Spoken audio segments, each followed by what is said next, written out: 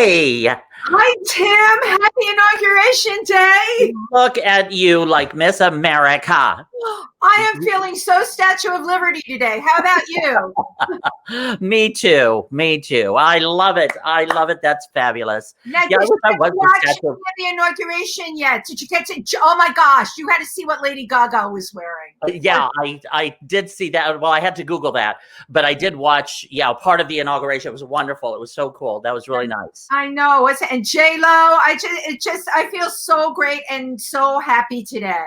Yes. And we're so happy that everybody is taking time out of their day to be here with us. Yes. Thank you. I am Tim Moss, and I am Wendy Stuart Kaplan, and you are watching If These Walls Could Talk. yes, And you are. Tell them all, Tim, who our fabulous guest is today. Oh my God. Today it's very exciting. We have actor Steve Hamm, who's going to be joining us in just a couple minutes, but and you're going to just absolutely love and adore him. He's really quite incredible. So Wendy, how was your week? How was everything? Oh my gosh, this was such a crazy week. I got the vaccine, and so did my husband. Yeah, because I fell into one of the categories, and it was very emotional for me, Tim. It's so funny. I imagine. You know, everyone's like, "Oh, it's so great that you did that," but it was a very emotional experience. First of all, I had to go out to Bushwick. Couldn't even get an appointment in New York.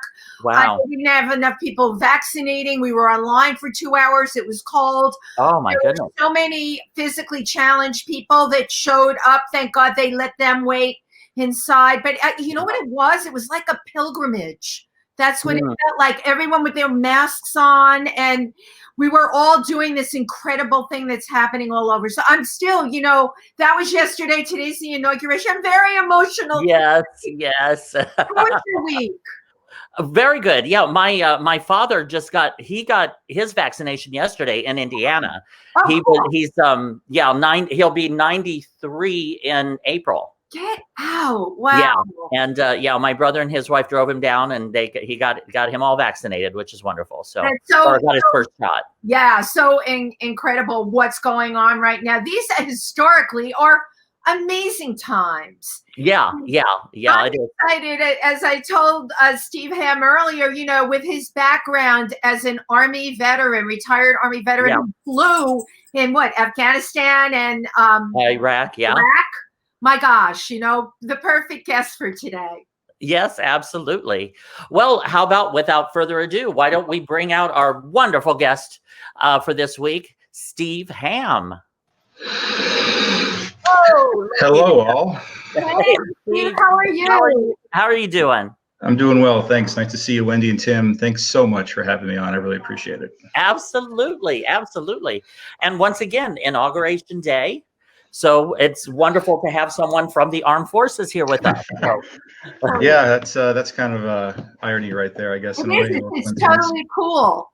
And so first, right out of the gate, I just want to say thank you very much for your service to our country. Me too. We are very, very grateful. It was my privilege and honor to serve. It was a calling, I guess, for me, and I was happy to do it. And it was some interesting times for sure. I would imagine. If it's okay, we'll circle back to that in just a little while. Now you're in Sandusky, Ohio, right? That's correct. Yes. Isn't this amazing how we can be like all around the world, really? Yeah. It's cool. Sandusky. See, I'm from Indiana originally. Okay. We used to go to Sandusky to Cedar Point. Right. Yep. Cedar Point, the roller coaster. Yep. Exactly. Yep. That's still roller coaster capital of the world. Yeah. Tim, have you been? Steve, have you been on that roller coaster? I've been on most of them. It's very unique. If you love roller coasters, it's obviously the place to go. You wouldn't think by looking at it from a distance that it could hold so much, but they crammed as much as they could into one spot, and it's incredible. And a quick story about that too is that they've got this one coaster called the Top Thrill Dragster. And so a little known fact about me is even though I'm a pilot, I'm still afraid of heights. Go figure that one out. That's something I wanted to talk to you about. Go ahead. Yeah. Anyway, so they got this ride called Top Thrill Dragster, and you can Google it, what it's like and everything. But it starts off like being shot off a battleship, basically, basically a battleship. So very fast. climbs very high, then comes right back around down. It lasts about maybe 38 seconds, but it's very exhilarating. And my wife is actually the one who pretty much forced me to go on it, just to say, you got to do this. So, you married the right woman. Yeah, right. I was basically white as a sheet, hard as a ghost, scared to death. And I did it. And once I got it done, it was fine. I'm like, oh, I could do this again. So, but when you see what it does, it's just like, oh, wow, that's incredible. So, yeah, the fear of heights is something that I think I struggle with, from time to time. And then, of course, I guess to address the question, that's the burning question, how can you be afraid of heights when you're a helicopter pilot? Well, 3,000 hours. You have 3,000 hours of flight time. Well, yeah. But, besides that, it's the fact that, so one, I am strapped into a machine, and it's an enclosed machine, and I'm in control of what it does. So right. That's a totally different experience than being put under a roller coaster where you're sitting down, you got a lap or a shoulder thing or whatever else around you, and your legs are free and your arms are free, and everything's so close to you what you're doing. So and you have no control. None. Yeah. So, yeah. My question is, did you scream? I did, and I think I actually closed my eyes like 3 times during it too. But actually, the very top, I did open my eyes just to see what it's like. Good. And some people will have their arms up and no problem. And the thing that really kind of scared me the most is that one, all you have is a lap belt and a bar over your legs. That's it. So if it had like a shoulder, oh my God, you feel like you're coming out of the seat, right? I've done that. Don't you feel like? Yeah, I think you probably do. Yeah, gosh. yeah. So to top off, the scared of heights, and then you got that kind of experience. It's a great ride. Don't get me wrong. People line up for hours to get on it. Well, I have to tell you, I'm exactly the same. I can totally relate because if I'm like on a tall building and walking up to the ledge, I'm like. The butterflies, the whole thing. But you put me in an airplane. I love to fly. Put me in an airplane. I'm walking up and down the aisle. I think as long as I have some kind of safety mechanism attached to me, that's like a safety blanket of some sort, where it's a strap or a harness, whatever else, then I'm fine. But if it's all about me making sure that I don't fall, on my own accord, that may get a little bit ugly. Yeah. But Steve, how much of it do you think, like as a pilot, right? You can do that because you're in charge. You said, you're in charge of your own trip up there. I've flown in a lot of small planes into the jungle, and psychologically, I have put my life in someone else's hands. Maybe it would be different if I were flying it. And this is my little trick for you, Tim, and maybe for you, Steve, if you're in someone else's little tiny plane, a 2-seater, I pretend it's the front of a car. It's a Volkswagen. Trust me, guys, this totally works. I pretend it's a Volkswagen, and I'm up in the sky, and I just keep lying to myself like that. And that way it gets rid of the heart palpitations, the dizziness, and the fear of flying. So that's my tip for today. Well, whatever works for you, that's for sure. Exactly. As far as flying goes, I'm really odd too, because I would almost prefer the little 2-seater or the little. Really? I like those, or the propeller. Those I don't mind. I don't know. Maybe I feel like I'm in more of a private plane or something. God, you're living large, Tim Moss. But you put me in one of those huge 757 or whatever they are, with the with all the seats in the middle and the ones on the side and all of it. It's like a little town or something, and you hear it creaking as it's starting to. I'm like, oh my God, how is this thing going to stay together? I get more scared on the big planes than I do on the little ones. That's really interesting, right? Yeah, we all have like such different psychologies about flying, which brings me, because I do want to get back to flying, because I want to talk to you about Iraq and Afghanistan and what it was like for you there. But I also, this transition that you made from the armed forces to being an actor, you're a working actor. By the way, you are a great type. When I look at your picture, and Tim, I'm sure. Yeah, I agree. Like there's so many contemporary roles that you could play, So how did this happen for you? Well, I appreciate the compliment. Seriously, I'm humbled by that. So this started off basically. It was about 6 months or so before I was going to retire officially, and I'm not sure where the idea came from, but I was like, you know what, acting sounds kind of cool. Like I said, I don't know where it came from, but I was like, let me just Google this stuff. So I was in Tennessee at the time in Clarksville, and I Googled some acting schools, and there was a bunch of them in the Nashville area. It's big on that, along with country music and everything else. Love it. So I found one. It's called the Actors School, if I'm not mistaken, run by Alan Dicer, excuse me. And he used to be a full contract player on All My Children. Oh, And cool. so he decided to take what he had, experienced and turn into helping others to try to, help them with their starting out careers.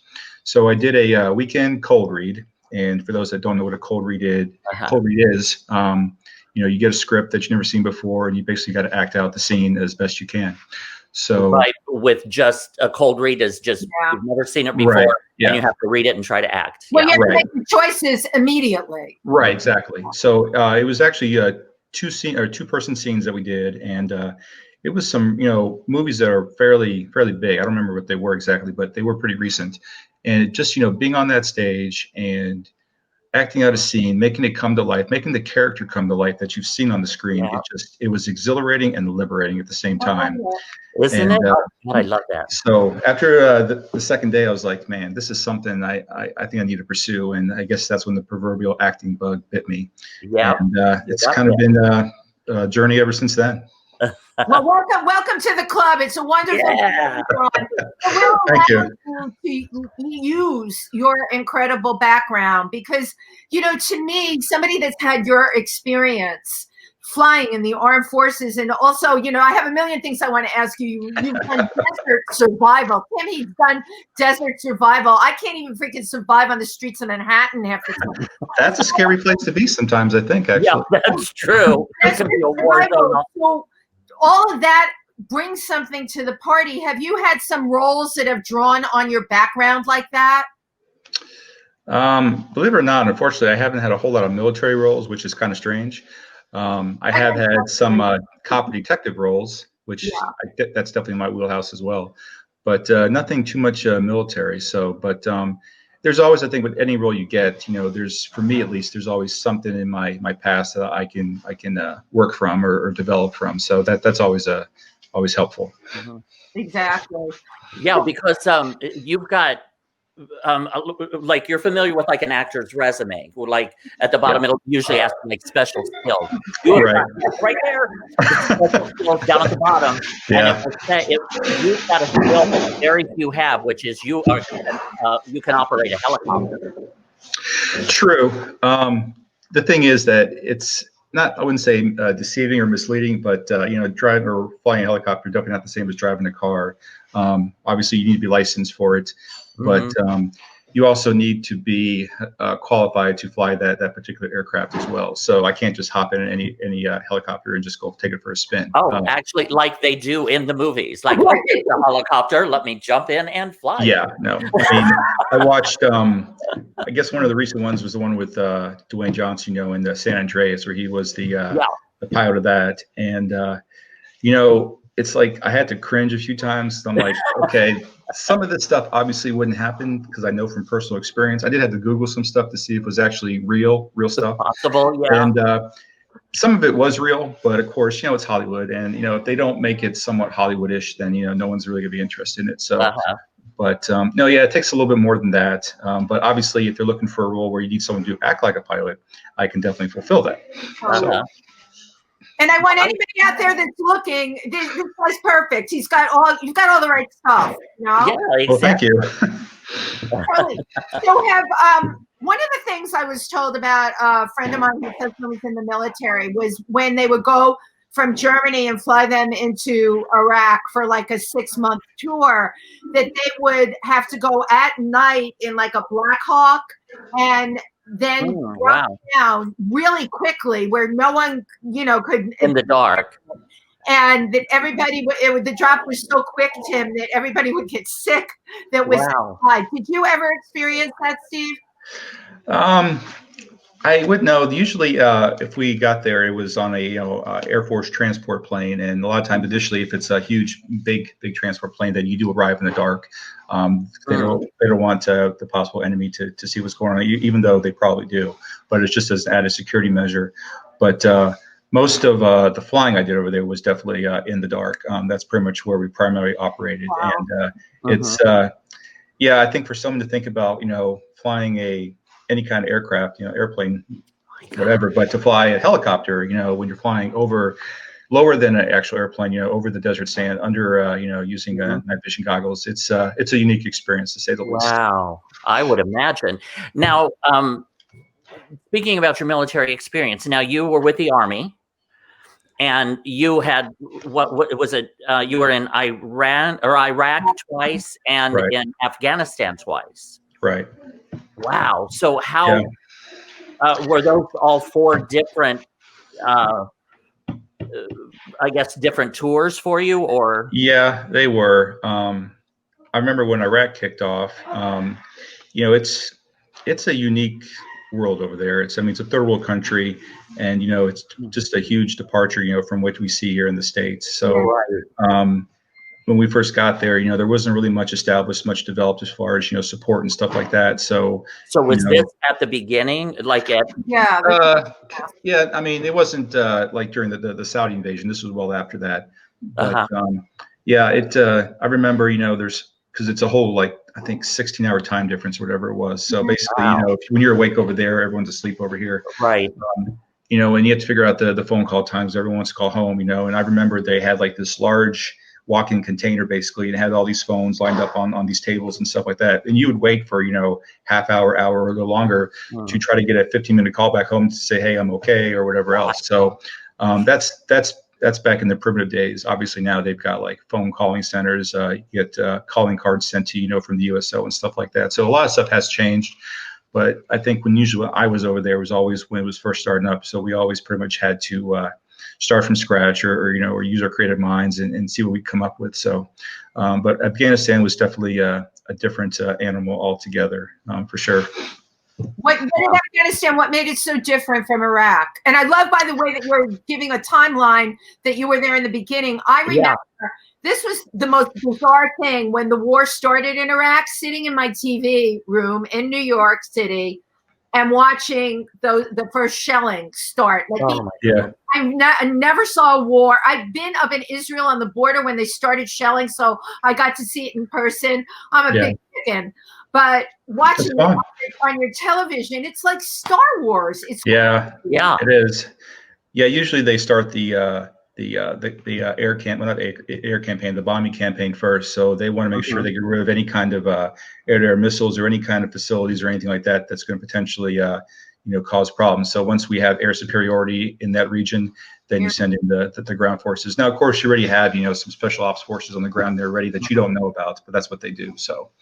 Right. But with Afghanistan, I spent 1 year there the first time, and then the second time I think was just 9 months. Which I say that now is 9 months. Oh my God. I know, right? It's a long time. It is. It almost came close to feeling like a home away from home, actually, because I went back to the same place the second time. Wow.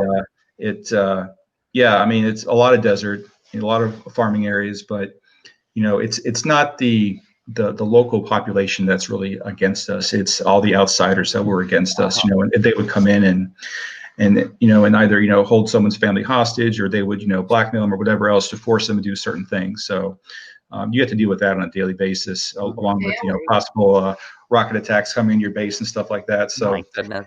Yeah, it just living under that stress has got to be. So I come back to the States now, and everything I see here, it's like, okay, I can handle this, Yeah, right. Yeah, no, exactly. Because Tim, you just brought out a good point. We complain in our lives, right, about all the stress that we deal with, but when you're talking to people in the military, especially for Iraq and Afghanistan, that's hardcore over there because it never stops. Now, did you particular, I'm so fascinated by. Me too. And I love talking with people that have been there, right? Because it's never going to be my experience. I want to hear more about that experience. Did you deal with the Taliban? Not on the ground level. I mean, I was always flying around, so I think it. I have a lot of respect for the infantry patrols that would go in, day out, night out, and they never knew if there was going to be an ambush somewhere, if they're going to come back in one piece, whatever else. So, the whole thing with PTSD with the ground forces, it's a real thing. So my hats off to them. A lot of respect. But my job was to go out there and basically mostly reconnaissance. We're given a list of stuff to look for, to either confirm or deny that it was there or something. If there was like a patrol going out, whether it was a foot patrol or more like a vehicle patrol, we would get tasked to go and provide air support. So, and it seemed as though the Taliban definitely didn't want to mess with the patrol when we were around, because we fired back. We weren't afraid of the fight. And you have to have that mindset going in there. It's like there's always that potential of getting shot down, which we did have some people get hit, which they're okay now, which is a good thing. But you have to go out there with the mindset like, okay, I'm here to do a job, and you take every precaution you can, but you can't control everything. So, but it was good to just be able to support them and knowing you could get a patrol from one place to another and nothing happened to them. Now, just one thing that you had touched on, you had mentioned about how it was a lot of the locals were mostly like farming, and again, I'm sure that was kind of an eye-opening experience, seeing how these people live day to day, because they don't have it's not like an Iowa farmer that has an irrigation system and a green field and tractors and combines, and I'm sure it's none of that. No, it's very antiquated. I use that word. I wouldn't use it loosely, but true. So they generally live in what's called mud huts, literally huts made of mud, essentially. There's usually no electricity. Hopefully some have some running water. They do have some kind of irrigation system going for their stuff, which is good. But they use goats and mules and stuff, to plow their fields and stuff. So it's very very basic stuff there, and you see that all the time, and you have to admire them, even though what's going on, that they still try to go out there and make a living for themselves, right. But then you have all this other stuff going on, and you feel bad for them. You do. Because they're kind of caught in the middle. They are. For sure. They're trying to live their lives, and look what's going on around them. Yeah. So whenever I'm around in the country, if I see someone from the Middle East, of Indian descent or whatever else, I guess because of my experience over there, I'll give them the benefit of the doubt that, that they're here for the right reason, unless, shown otherwise. So, but some people, obviously, they're not, all they dealt with the bad stuff. So you got to, deal with, depending on your job over there, it's how you come out of there. So I just, give everyone a level playing field until you cross me, and then of course absolutely. That's right. That's our motto too. Level playing field. Don't cross us. Don't piss me off. No way, no how. But the locals, again, like you said, I'm sure, because I find that fascinating too, that a lot of them, they will grow up and not know anything different than that. Right. And they will also have kind of a level of happiness or try to find enjoyment with their family or things, because that seems to be the human trait or the human condition, is you want your children to grow up to be happy and to, you know what I mean? Was that? The problem is that with the Taliban and all those other terrorists out there, they like to get the kids when they're young, and basically brainwash them, into hating Western culture, essentially. When you're young enough, you don't know any better. Obviously, it's an easy transition to make. So, and we try to win hearts and minds, but what we try to do. So it's always this give and take, push and shove, and I can only affect so much. It's like, we had a thing called the ROE, Rules of Engagement. So, you can't fire on anything or anyone unless you're fired upon for self-defense. And then, of course, it has to be a measured response. You can't just, throw a huge missile onto something when, some bullets could work instead. It feels strange to say that, but that's just the way it is. So anytime before you pull that trigger, you're always thinking, okay, is this the right move? So obviously, if they're shooting at you, all bets are off. Right. But The guys that I flew with, though, we were cavalry, pilots, cavalry soldiers, and great brotherhood. And we go out there, and we're out there for, I think every mission was like for 8 hours long. So you're out there flying for 8 hours, continuously. And you get breaks every so often, but you're out there patrolling, and stuff. And you hear, as soon as you hear, troops in contact, your blood pressure starts going up a little bit, your adrenaline starts running, and you start flying there as fast as you can to see what's going on, assess the situation. And if you can, when you get closer, you can start hearing the gunfire that's going on and stuff. And you try to get an idea where the enemy is, where the friendlies are, so that you have a good, based on line of communication, so you'll have any enemy or friendly fire. So. And at nighttime, of course, especially difficult. But there's systems in place where hopefully that doesn't happen. So, but you're always cognizant of that, and you train for it. So, and hopefully your intel, is accurate as well. Everything that you're saying, it just amazes me, the level of control or the level of communication and that is. I'm so proud of you and all of our military. It's really quite amazing. Hats off to all the guys and the people and the ones that are currently serving as well. I salute them as well. It's a tough job. So you have an expertise with using night vision goggles. What is that? What are they called exactly? I know I'm not using the right terminology. What do you call that aspect? They're called night vision goggles. Yeah, basically they turn night into day essentially. So to put it in basic terms, they gather all the available light that's out there. Even though it's nighttime, there's still light that's available. So they take all that light and they turn that into to day basically. So kind of magnify it somehow. Yeah, you can go on YouTube videos and see what it looks like from some missions that people have posted. It basically looks green and everything, and you got shades of gray and black. So. And the darker the night is, the harder it is to see through them. Of course, the higher the moon is, the brighter it is, and the easier to use. But definitely at nighttime, it's something you want to have because, once you get used to them, it just makes flying so much easier. Well, it's also very surreal. What was that movie, Tim? You may know. She won the Academy Award a few years ago. It was called Hurt Locker. Did you get to see that? Okay. That was my first experience ever seeing, that night vision used that way. I have to tell you, Steve, and I hope you get to do it in a film, right? Wouldn't that be?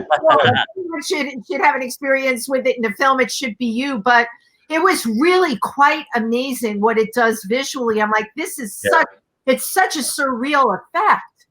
There is a movie that I saw recently called The Outpost. I'm not sure if you've heard of it or not. Oh, I did. Yeah, I've heard. I haven't seen it. Oh my God. Usually when it comes to military movies, I'm a little skeptical because, it depends on who's in it and how it's directed and, if it's corny or not, because, military guys are always like, oh, that wouldn't happen or that's corny, whatever else. But this one was directed very well. It was based on a scenario in Afghanistan for this outpost that was up in the northern mountains. And these guys were like sitting ducks, basically 24/7.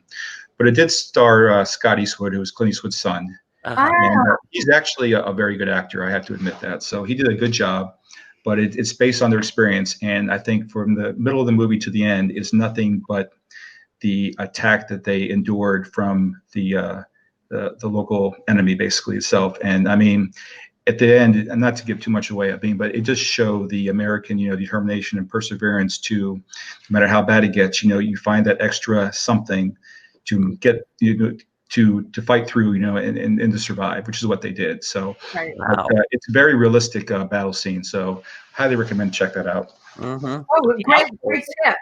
Oh my gosh, Tim, yes, I was just going to say, you're watching If These Walls Could Talk with your hosts, Wendy, Stuart, and Tim Moss, and our very special guest, actor and what is it, retired military? Yes.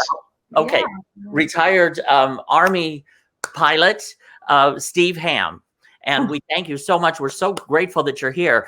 Now, you're obviously a highly intelligent man. I don't know about that now.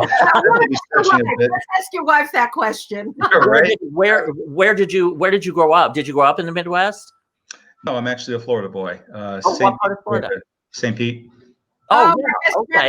I love St. Pete. Yeah, so that's where I grew up. Yeah, near Tampa and Busch Gardens and all that. Yes, yep, all that.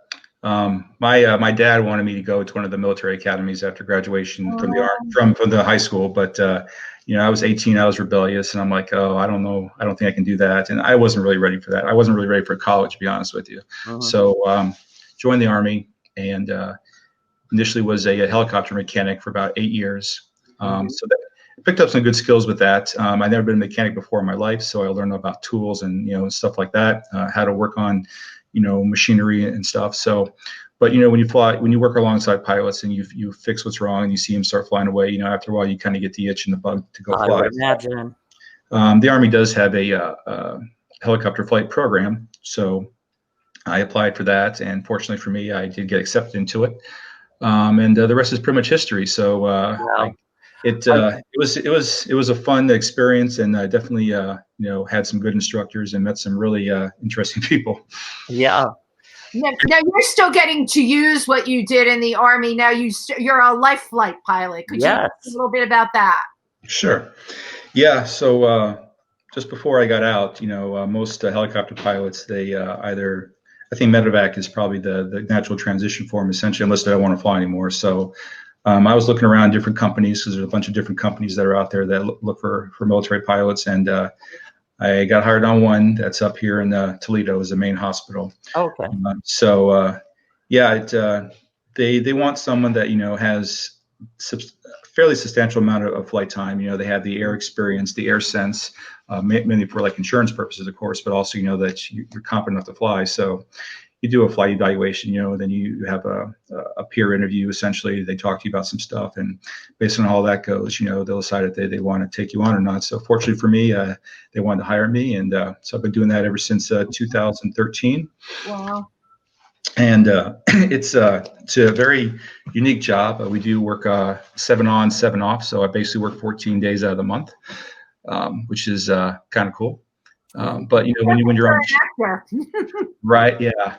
When you're on shift, though, it's I developed my own, I guess internal checklist per se. It's like you go in, you got to do your paperwork and stuff that's required. You got to check the weather, see how it's going to look. Check the aircraft out, brief the crew, and you just wait for the call. And it's the daytime's not so bad, but the night times is what especially in the summertime, it can get pretty hairy because people are out there. If it's warm, they're out there drinking, doing stupid stuff, and next thing you know, at 3 o'clock in the morning, you get a call and you have to go rescue them. Now, Lifeline is the helicopter, I guess, lift service that, like an EMS, basically, right. Like to transport hurt people from like an accident scene to a hospital, to get them to a hospital. Correct. And yeah. I mean, so you are an EMS. Is that correct? Or I'm in the EMS field. Yeah, I have no EMS, no official training except for what the military gave me, but they don't. I'm not hired on for that purpose. So I fly with a flight nurse and either a flight doctor or a flight medic, just depending on the day. So, and they're all very competent people. They've got at least 10 years plus under the belt for working. They do, so they can pretty much handle any situation. So, obviously, they rely on me to get them there safely, and they do their job. Very good at it. Once again, I give it to you. Yeah, me too. I could not go to an accident scene or see people suffer or see people hurt and to calmly do what you need to do. That military training. He's totally calm, right? You have, Steve. You have the right personality for absolutely. It. Funny how the universe often works out that way. So I'm curious. With this pandemic, Tim and I talk about this a lot. We've really had to all reinvent ourselves as performers. To get out there when there's no out there, when it's just virtual. What has the pandemic brought for you? Well, obviously, when the quarantine was on pretty hard, I mean, obviously I stayed at home unless I had to go to work, but I don't mind being at home. I think, though, I did start to venture out on the voice acting journey as well. So good. I started doing some voiceover stuff, and for my own equipment, I got the mic, with the filter and stuff. I got Adobe Audition software, and I learned the hard way how to use that to edit recordings and stuff. So and I actually just finished producing my first audiobook, which the author is going through right now to make sure everything, is just the way she likes it. So, yeah, I think voice acting, working from home is probably the key thing right now with this pandemic. Absolutely. Yeah, that's wonderful. So let's talk acting. Oh God, the fun stuff. But we get to pretend. I love that. Now, Pretend. So now, if you could do anything you wanted, would it be film, television, theater, and who would you like to work with? God, that's a loaded question. So I think I'm torn as far as I don't know. I think I like movies. I've never done TV. Obviously, that's probably a little more intense because it's a different scenario with them. Yeah, and usually faster. It's a faster schedule. With movies, as far as like my favorites are like some action, but like spy thriller, government thriller type stuff.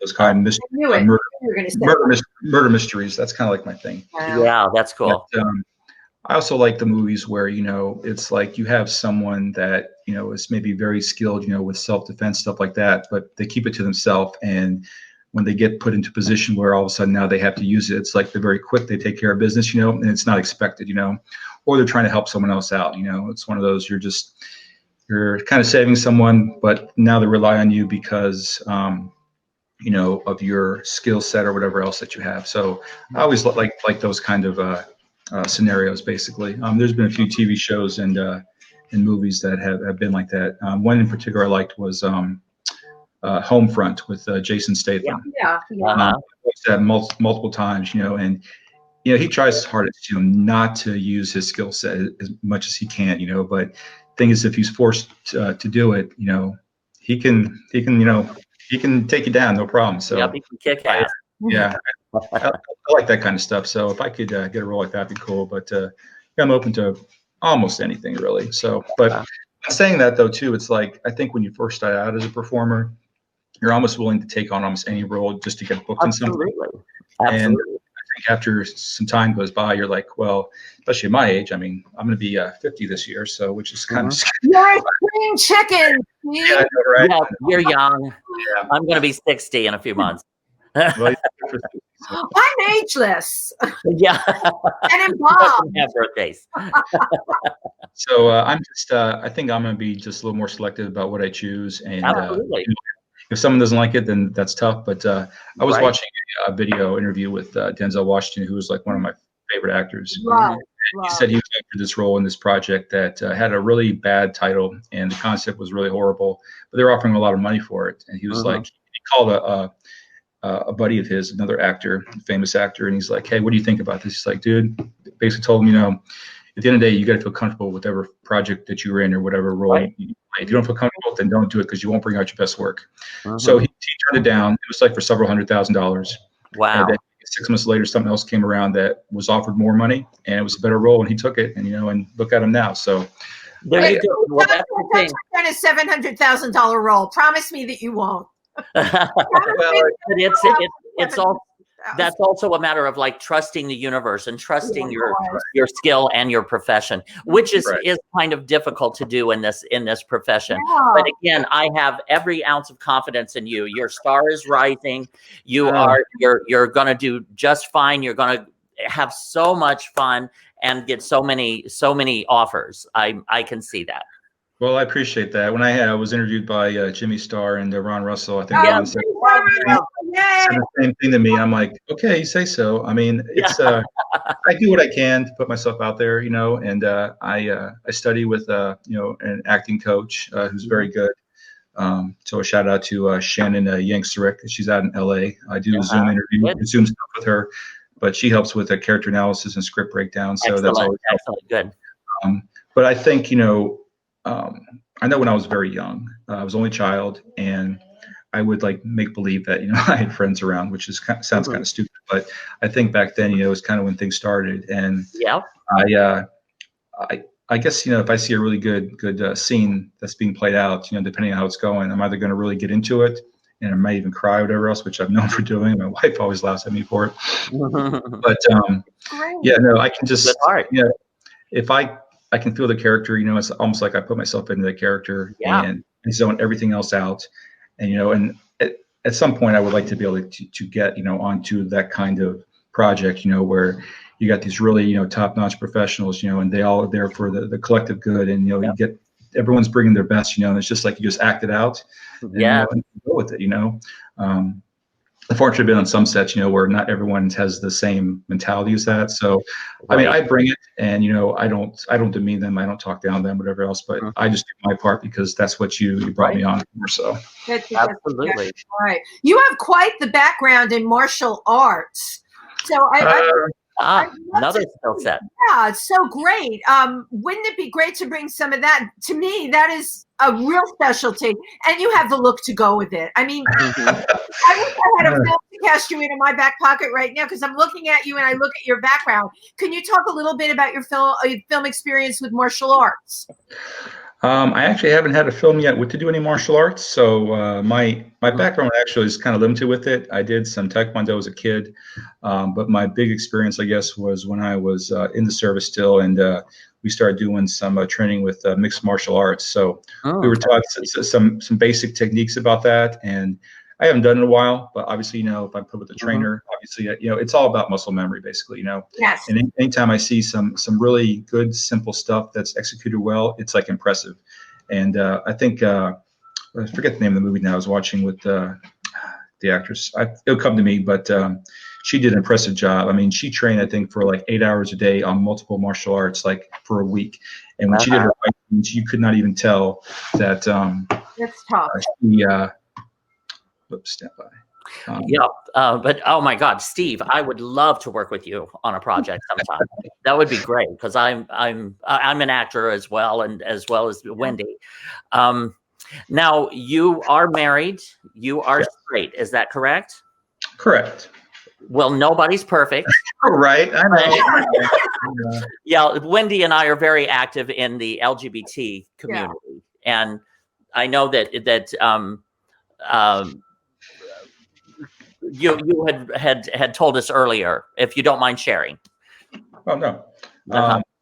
So I think it was a few years ago, I guess, I found out that my youngest son, he is gay, and I didn't know it. So, and honestly, at first, as a guy, a military guy and stuff, it's kind of hard to come to terms with when you hear that at first. I would imagine. But you have to kind of look inside yourself, and then and just basically, he's your son, and you have to accept it. So it took me a while, and I had to sit down and talk with him just to let him know, hey, look, it may be a little process. I'm working on it, but it's good. So yeah, I mean, it's teach his own, and Steve, just thank you for being a good father. Yeah, really. for accepting your son, and that means so much to my community. Of course, and the support. Absolutely. I work with LGBT kids, and the fact that you're willing to listen and willing to be there for him, and that you love him, and just love him for who he is, and that is the best thing that you can do as a father. Yeah, I agree. I appreciate that.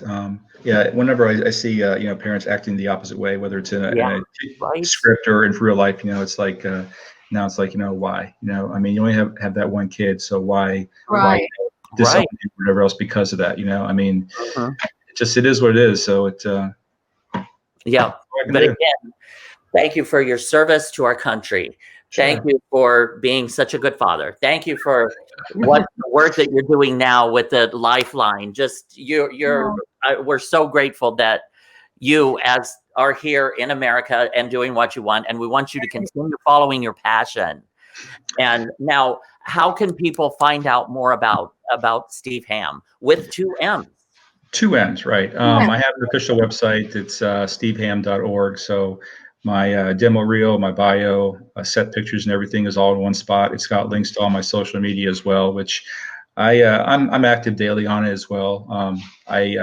As Eileen can probably tell you that I send out like a daily, like good morning post both on on Facebook and Twitter and stuff, and just to say hi to everyone. I mean, Cool.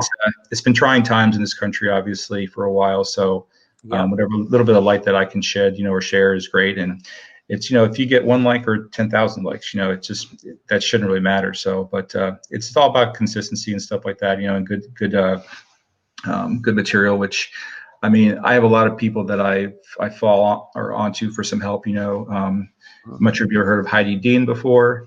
She's out in California, LA. It's marketing for actor, and basically she's like the social media guru. So she helps with all the social media stuff. Oh, So great. I've used her classes and stuff to help with social media and stuff. I use Shannon for acting coach, and of course a shout out to my agency out in Cleveland, Pro Model, with Mary and her team for signing me on, and then she also hooked me up with a manager out in LA too, Al Honorado, who's like one of the founding members of the Casting Society of America. So hopefully, between the two of them, and once COVID starts kind of declining, some work will probably hopefully start coming my way, and travel won't be a problem. So obviously now that's been the biggest roadblock for me. Look, you've certainly built a great support system around you, and Tim and I talk about this all the time. That's probably one of the most important things. Eileen Shapiro and Jimmy Starr I met Eileen very randomly, and she was put into my life 2 weeks before the pandemic hit. And I still to this day haven't figured out why that happened. And it's pretty amazing. To Tim's point, right? The universe often has things in store for us that we can't even plan. But if you're being a good person like we all are, and you're out there and you help people, you will attract what you need to have. Yep. Yeah, no, I can agree with that. Yeah, karma does come back. So, and the best thing though is to put stuff out there, but don't expect anything in return. So I think if you can acknowledge that honestly, then you're probably in a good state. So also have to acknowledge my wife in this process, who is supportive, but still doesn't always feel that acting is a real job per se sometimes, because obviously it's a long process and not everyone makes it through. So I just take it day by day, but I do thank her for her support that she does give me. Mm-hmm. And shout out to my fellow veterans out there, of course, for what they do. Yes. And all the past ones as well. And to Shannon, to Heidi, and to Mary at my agency. And there's 2 other people I can give a quick shout out to, actually. One is Melanie Korich. She's on Twitter. She's puts awesome good stuff on Twitter. And then there's another woman called Cynthia Bazin. She does a lot of good motivational stuff on Twitter as well. So, and her handle is @thesmartchick. So check them out. Great. All right. Well, this has been If These Walls Could Talk with host Wendy Stuart and Tim Moss. And our very special guest today was Steve Hamm, which we thank you so very much. And thank you for allowing us to getting to know you a little bit better. Yes. Most welcome. Thanks for having me. I really appreciate it. You guys are great. It's a great thing to do on Wednesday. We couldn't be at the inauguration. Tim and I would have been there if we could have. I watched it, and I'm so happy to be here with you today. I was very moved by what I saw. I think things get better from here on out. So yep. All right. So for a better tomorrow in America, and we have an American hero right here today with us, which we're grateful for. Right here. And a big shout out to anyone who's watching. Starting in February, we will be broadcasting live from Pangea. If These Walls Could Talk. And will that be at 2:00?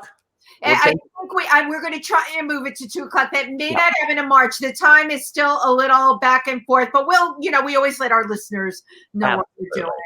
And they can always catch us on YouTube after the fact if they can't tune in live. So we are here for you. Please be here for us. Thank you very much. All right. Take care. Thanks a lot, everybody. Appreciate it. Thank you, Steve. Bye-bye.